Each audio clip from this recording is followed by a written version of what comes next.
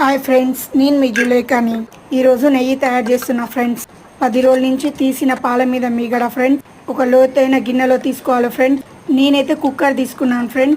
అలా వీడియోలో చూపిస్తున్న విధంగా పోసుకొని కలుపుకుంటూ ఉండాలి ఫ్రెండ్స్. మాడకుండా చూసుకోవాలి ఫ్రెండ్స్. అలా కలుపుకుంటూ ఉండాలి ఫ్రెండ్స్.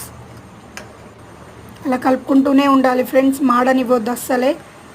మన కుట్టు కుట్టు కుట్టు అంటూ కలకన్ పీసులు వచ్చినట్టు వస్తుంటుంది ఫ్రెండ్స్. అప్పుడు మనం ఈజీగా తయారు చేసుకోవచ్చు ఫ్రెండ్స్ ఇంట్లోనే. నేనైతే చాలా ఈజీగా తయారు చేసిన ఫ్రెండ్స్. ఇది నాకు మా వదిన నేర్పింది ఫ్రెండ్.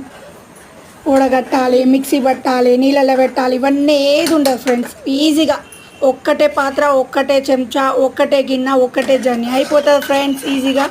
వీడియోలో చూపిస్తున్న విధంగా మీరు కలుపుకుంటూనే ఉండండి ఫ్రెండ్స్. పలుకులు పలుకులు డబుల్ కమిట్ లాగా మన కలకన్ పీస్ లాగా వచ్చిందిగా ఫ్రెండ్స్. ఇప్పుడు చూడండి ఎంత ఎర్రగా అయిందో. అప్పుడు మనం ఒక జన్ని పెట్టుకొని చిన్న లోతైన గిన్నె తీసేసుకొని స్టవ్ ఆఫ్ చేసుకున్నాం కదా. ఈ వీడియోలో చూపిస్తున్నట్టే చేయండి ఫ్రెండ్స్. ఈజీగా వచ్చేస్తుంది మీకు.